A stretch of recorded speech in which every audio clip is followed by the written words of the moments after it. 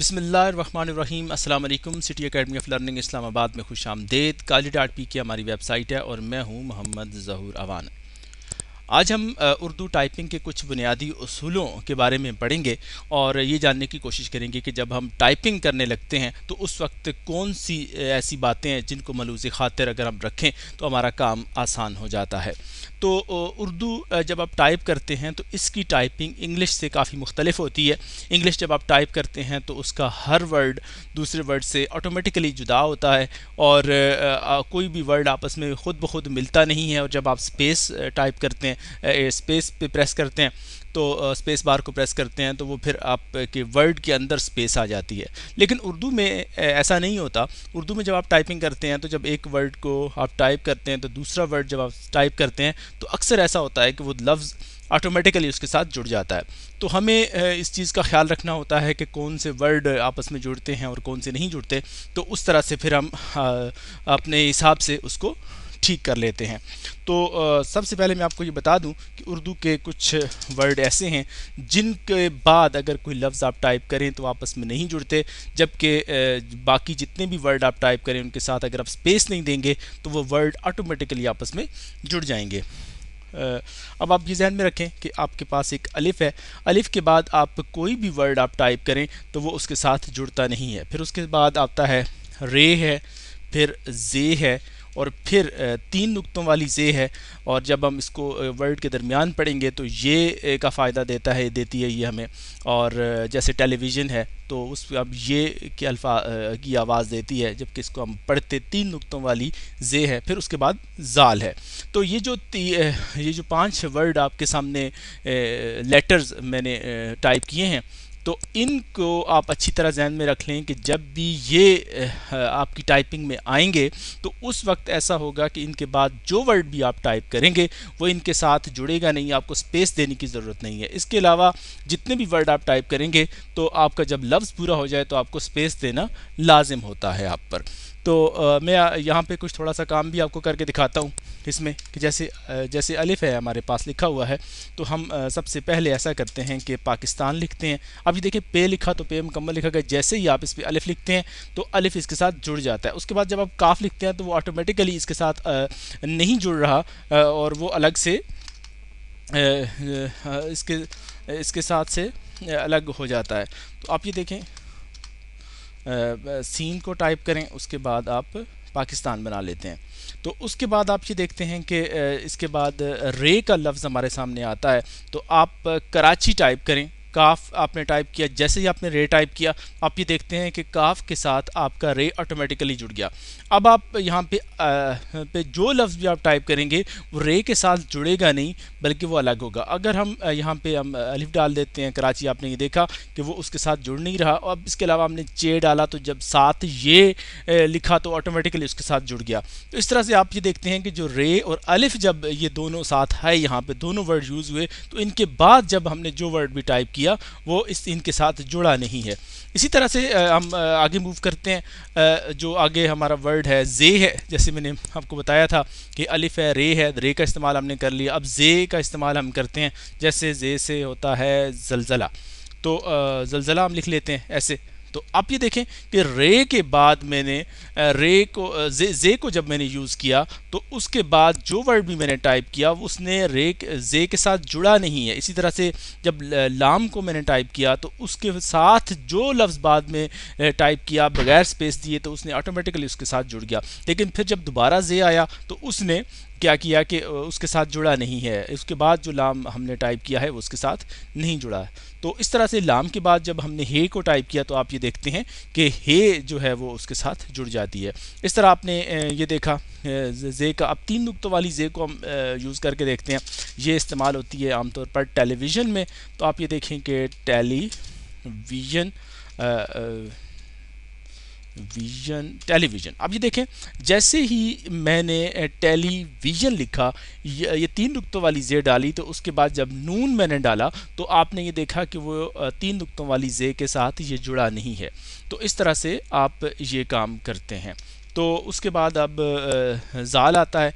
ज़ाल से कोई भी लफ्ज़ आप ले लें, जैसे जुल्फ़ है तो आप उसको लेते हैं। अब ये देखें ज़ाल जेड से लिखते हैं, اور زلف آپ نے لکھا تو آپ یہ دیکھیں کہ زال کے بعد ہم نے لام کو لکھا ہے تو وہ اس کے ساتھ جڑ نہیں رہی. اسی طرح سے آپ ان 5 لفظ کو آپ ذہن میں رکھ لیں کہ جب بھی یہ ٹائپنگ اردو ٹائپنگ میں یہ لیٹرز آپ کے سامنے آئیں گے تو آپ نے اس کے بعد سپیس نہیں دینی. جب بھی کوئی لفظ نیا ٹائپ کریں تو اس کے بعد آپ کو سپیس دینے کی ضرورت نہیں ہوتی. اگر آپ سپیس دیں گے تو آپ کے لیٹرز کے درمیان ڈبل سپیس شو ہو جائے گی.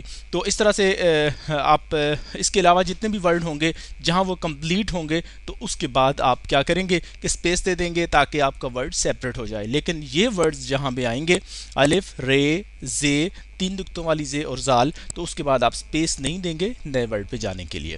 تو یہ کچھ بنیادی چیز تھی جو آپ نے ذہن میں رکھنی ہے. اس کے بعد ایک چیز آپ اور ذہن میں رکھیں کہ جب آپ ٹائپنگ کرتے ہیں تو بسا اوقات آپ سے کچھ مسٹیکس بھی ہو جاتی ہیں, غلطیاں ہو جاتی ہیں, بار بار آپ نے بیک سپیس کرنا ہوتا ہے.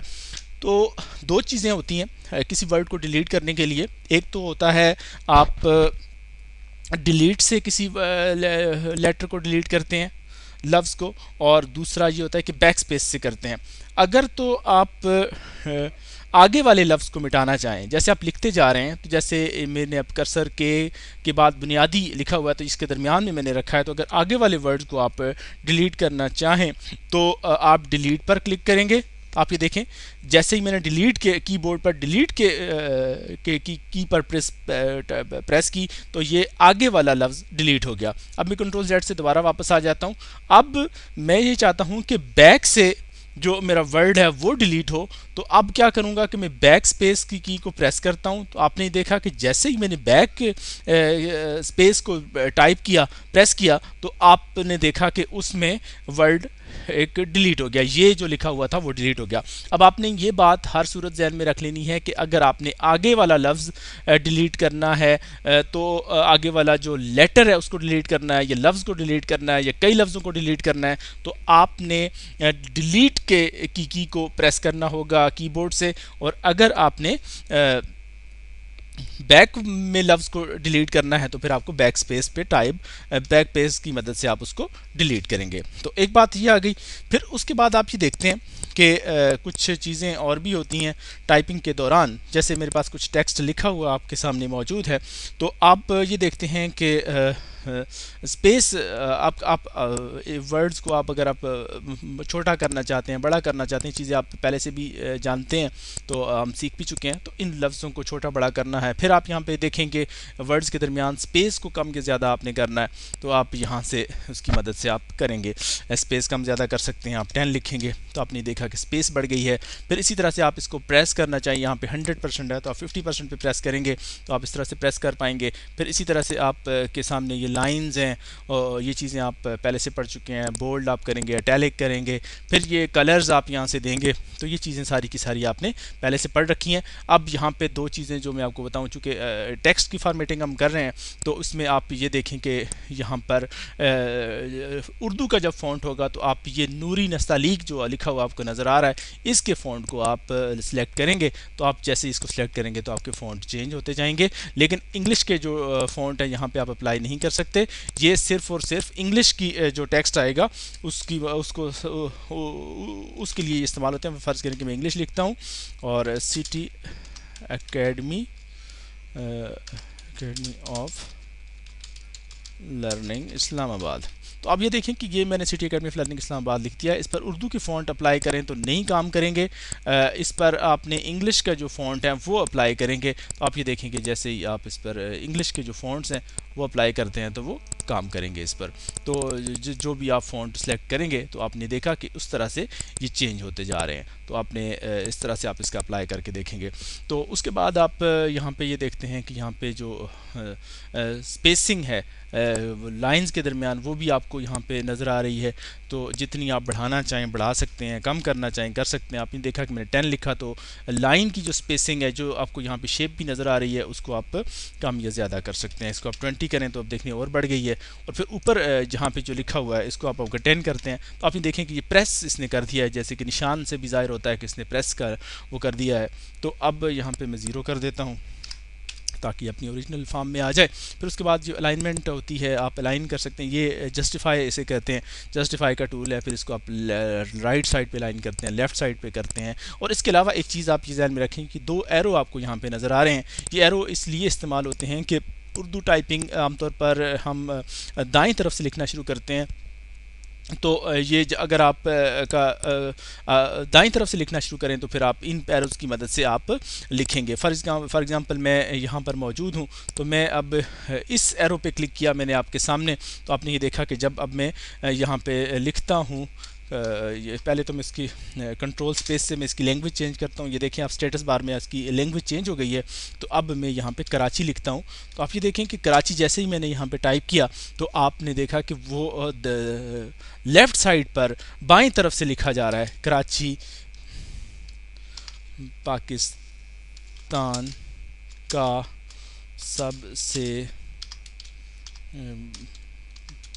بڑا شہر ہے. تو آپ نے یہ دیکھیں کہ اس نے بائیں طرف سے لکھنا شروع کیا, جبکہ عام طور پر ہم جب ٹائپنگ کرتے ہیں اردو کی تو وہ دائیں طرف سے ہم لکھنا شروع کرتے ہیں. تو اب ہم اس کو ذرا دائیں طرف سے لکھ کے دیکھتے ہیں. تو آپ دوسری ایرو پہ کلک کر دیں, تو جیسے ہی آپ نے دوسرے ایرو پہ کلک کیا تو آپ یہ دیکھتے ہیں کہ اسلام آباد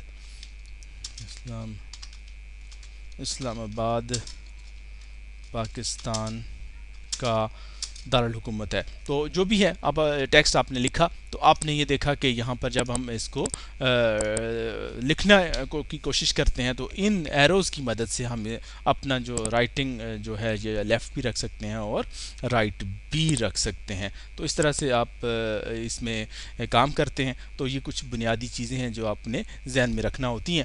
تو اس کے علاوہ آپ یہاں پہ پیج نمبرز کو دیکھتے ہیں کہ اس وقت جب ہم کام کر رہے ہیں تو یہ پیج نمبر 100 ہے, اور اگر آپ کے ورڈ چھوٹے ہیں تو آپ اس کو زوم ان اور زوم آؤٹ بھی کر سکتے ہیں. یہ میکسیمم 300 تک جاتا ہے. تو آپ نے دیکھا کہ یہ 300 تک یہ اس کی زومنگ ہو جاتی ہے. تو 4 تک آپ لے جائیں گے تو یہ آپ کو میسج دے گا کہ یہ 1% سے لے کر 300% تک جاتا ہے, اس سے آگے موو نہیں کرتا. تو آپ اس کو پھر 100% تک نارمل جو اس کا سائز ہے اس پہ آپ رکھتے ہیں. تو آپ اس طرح سے آپ کام کرتے ہیں. تو یہ تھا کچھ بنیادی چیزیں جو ورڈ میں آپ کو جاننے کی ضرورت ہوتی ہے, ان پیج میں آپ کو جاننے کی ضرورت ہوتی ہے, جو آپ جب ٹائپ کرتے ہیں تو ان کو آپ ذہن میں رکھیں گے تو اس طرح سے آپ کا کام آسان ہو جائے گا. تو اگلے لیکچر میں ہم مزید کچھ چیزوں کو جاننے کی کوشش کریں گے. تب تک کے لیے اللہ نگہبان.